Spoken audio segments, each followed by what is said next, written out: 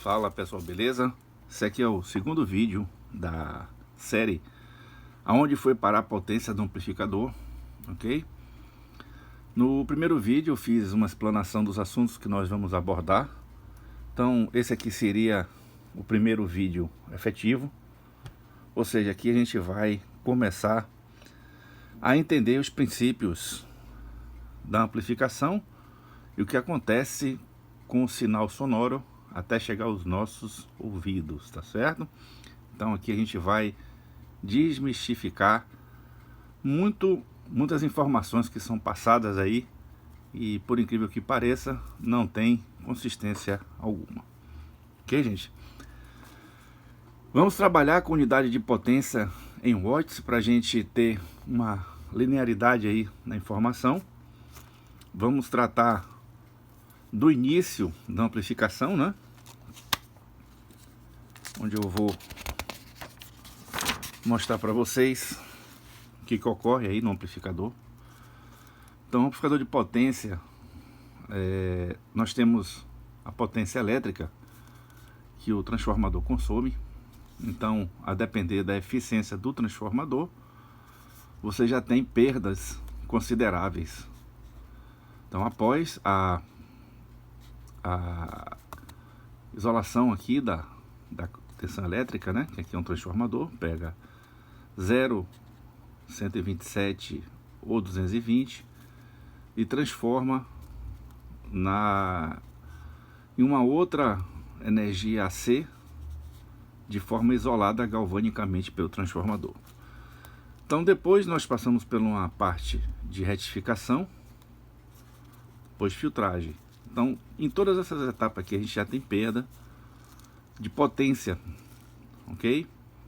E quanto mais se eleva a temperatura do amplificador, mais perda você consegue perceber nesse estágio aqui, ok?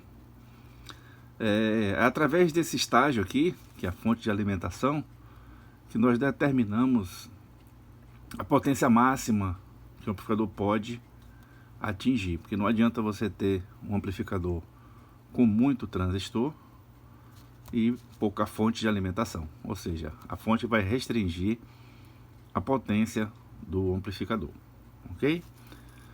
Vamos entender aqui um transformador. Inicialmente eu pego um transformador, eu simulei aqui uma potência, disse que ele tem 250 VA e um fator de potência 0,96. Então eu tenho efetivamente disponibilizado nesse transformador uma potência máxima de 240 watts, ok? Reais. Então eu só posso extrair desse transformador 240 watts. Se aumentar, o transformador entra em esterese, aquece mais e vai dar mais perda ainda. Então, por isso que é sempre bom você ter um dimensionamento razoável entre a fonte de alimentação e o consumo, ok? Porque se você for um amplificador de alta potência que trabalha aí em alto desempenho, quer dizer, trabalha a maioria parte do tempo em alta, que são o caso de amplificadores profissionais, você tem que ter uma fonte com uma certa folga diferenciada. Então isso já é um ponto que diferencia os amplificadores, uso doméstico para uso profissional, ok? Vamos analisar um amplificador que ele produz 100 watts RMS em carga de 4 ohms. Então eu tenho que ter uma tensão AC na saída dele mínima de 20 volts AC e com uma impedância de 8 ohms eu tenho uma potência menor de 50 watts mantendo os 20 volts na saída. Então essa relação, gente, é muito importante para que vocês entendam. O amplificador, quando ele é projetado para trabalhar com baixíssimas impedâncias, tipo 2 ohms, ele é sinal que ele pode carregar muitas caixas de som nos arranjos que nós vamos analisar logo a seguir. Saindo do amplificador, vamos para o transdutor, os alto-falantes, e você percebe que a coisa se torna mais crítica ainda no alto-falante, ou seja, da potência liberada pelo amplificador, apenas 10% é aproveitada em som. É isso mesmo, 10%, e isso sendo um excelente alto-falante. O resto é perda por efeito Joule, ou seja, calor. E o efetivo do alto-falante mesmo é 10%, ou seja, se eu tiver 100 watts aplicado aqui no alto-falante, RMS, eu só vou traduzir, claro que tem uma distância, tem determinados critérios, uma potência de 10 watts sonoros, isso sendo um excelente transdutor. Nós sabemos que cada alto-falante ele tem sua faixa de atuação, ok? Então você tem aí os subwoofer, que parte de 20 Hz, né, que é a parte que a gente ouve, vai até no máximo aí 200 Hz. E tem um woofer que passa de 70 Hz, vai até 300, 600 Hz e assim sucessivamente. Mas nós vamos abordar esse tema de frequências em uma outra aula deste playlist aqui, tá? Dessa playlist. Então, como é que funciona o transdutor? Então, tudo evolui menos os alto-falantes. Isso aí, gente, é uma premissa que já foi derrubada. Hoje está sendo produzida aí alto-falantes de melhores rendimentos e com isso consegue-se ter melhor qualidade sonora, reduzindo-se a potência do amplificador. Para você ter ideia, essa potência liberada pelo alto-falante, ela é chamada de potência sonora, ela é baseada no tamanho do transdutor. Então, se o transdutor ele ressoa uma frequência mais baixa, ele vai ter que ter uma área maior para deslocamento do ar, porque frequências mais baixas têm um comprimento de onda maior, ok? E assim sucessivamente. Outro aspecto que tem que ser levado em consideração é o excursionamento do alto-falante, ok? Então ele funciona como uma bomba de ar indo para frente e para trás, tem um limite. E se você colocar amplificadores de alta potência, não levando em consideração a potência do alto-falante, você pode danificar ele, queimando o indutor, ou ele saindo fora do eixo de funcionamento dele, ok? Você vai romper aí a aranha, vai danificar a bobina, vai prender a bobina e vai perder o alto-falante. Então, temos que ter em mente que o sistema de sonorização, ele é um sistema complexo, onde devemos analisar tanto a parte de amplificação do sinal, como também a sua transformação de sinal elétrico para sinal sonoro, né? Mecânico.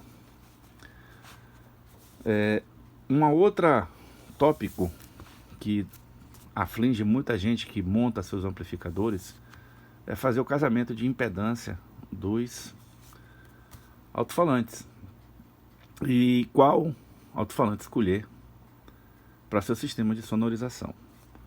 Então você tem a eficiência do alto-falante, onde a eficiência vai traduzir para você o número de pressão sonora, ou NPS, né? É uma função logarítmica, ok? Onde você precisa de informações do ambiente para calcular sua pressão sonora e saber qual a litragem aí da caixa de som e qual alto-falante que se encaixa no perfil do seu amplificador. Ok, gente? Então, quando você vai projetar um amplificador, tem que se ter em mente um sistema ideal e depois fazer os testes e ter um diagrama onde você vai demonstrar a eficiência sonora da caixa de som e do amplificador, ok? Lembrando que o casamento de impedância é importantíssimo para o melhor desempenho de ambos os itens, tanto o amplificador como o transdutor. Eu fiz aqui uma demonstração de uma relação entre potência, né? Então botei uma potência elétrica de um amplificador de 1000 watts, ok? A potência aqui do amplificador, ele, no caso AB, ele dos 1000 watts disponibilizado aí pelo amplificador, eu tenho 400 watts RMS de sinal elétrico na saída dele. E quando ele vai para o alto-falante, o calor, só o calor consome dessa potência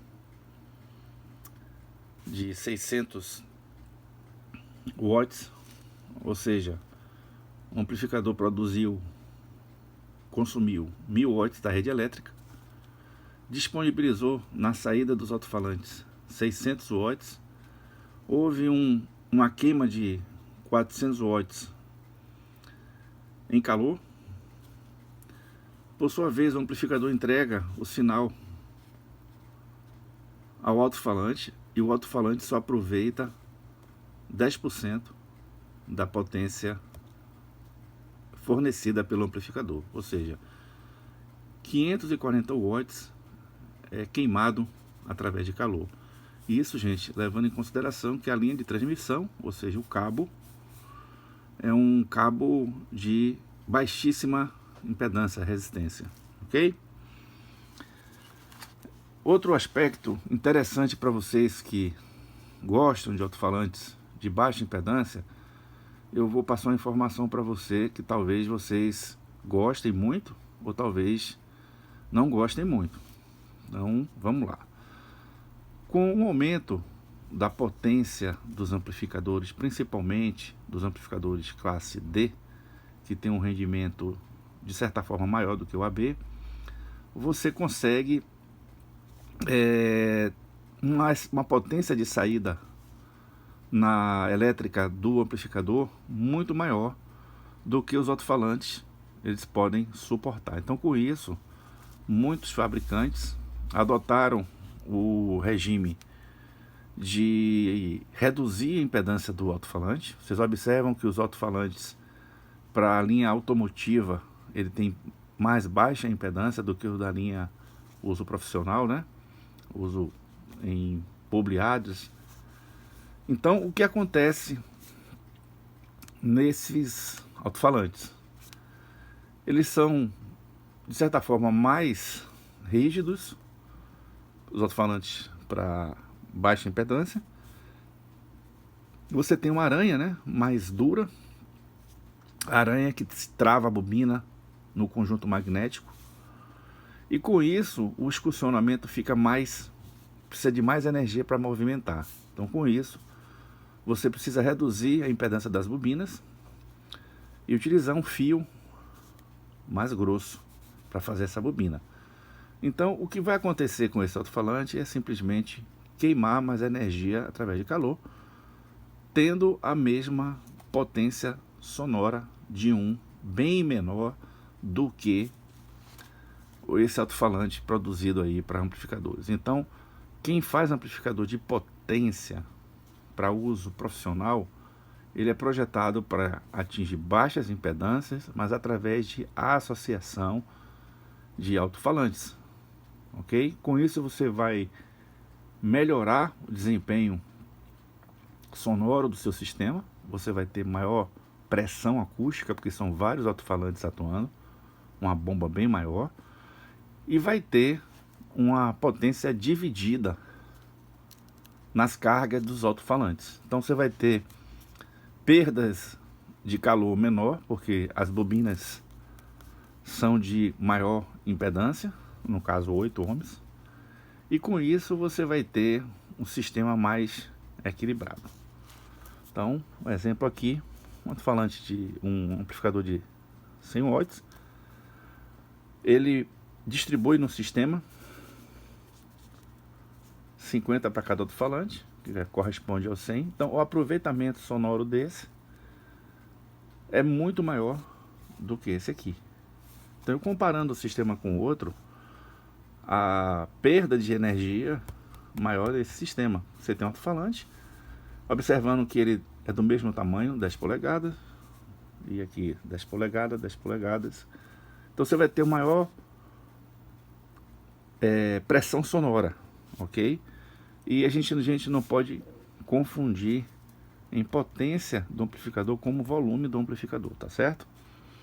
Então, para se entender melhor sistemas de amplificação, inclusive quem gosta de ouvir um som de qualidade, é você prestar atenção nos detalhes da natureza, onde o nosso ouvido humano, ele é capaz de perceber de 20 Hz a 20 kHz, mas com o passar dos anos você vai perder essa capacidade, tanto nas frequências mais baixas como nas frequências mais altas. E a nossa faixa é de 3100 Hz, ou 3.1 kHz. Ok, pessoal? Então esse aqui é o primeiro vídeo. Tem muito assunto ainda para estudar. No próximo vídeo eu vou falar sobre o rendimento dos alto-falantes utilizados em linha profissional, né? Em sonorização pesada.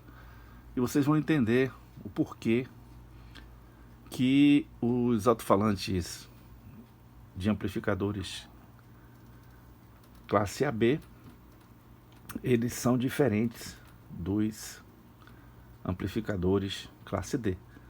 Vocês vão entender a relação do ruído, o porquê que você queima a bobina do seu alto-falante em um amplificador classe D e os efeitos negativos do indutor do alto-falante para o amplificador e quais proteções a gente vai direcionar para que você evite a queima do seu amplificador. Ok, pessoal?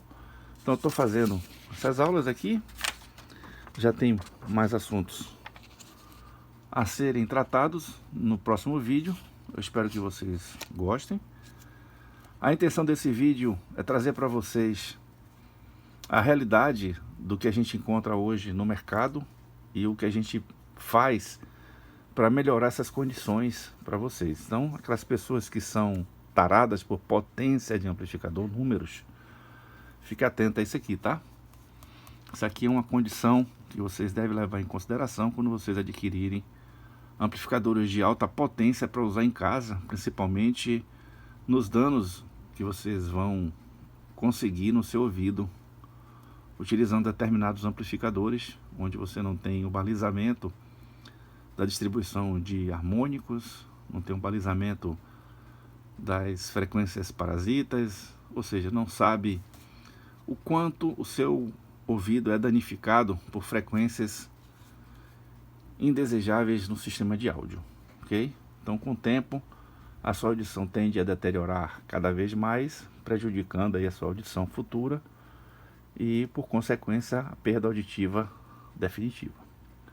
Então é isso aí, pessoal. Forte abraço, quem gostou do vídeo aí, dá aquele like para ajudar o canal. No vídeo 2 nós vamos ter a continuação desse tema e vamos ter aí, finalizando nesse vídeo, uma introdução sobre, desse playlist, a introdução de filtros, ok? Para melhorar o desempenho do seu amplificador. Ok, pessoal? Aquele abraço e até a próxima.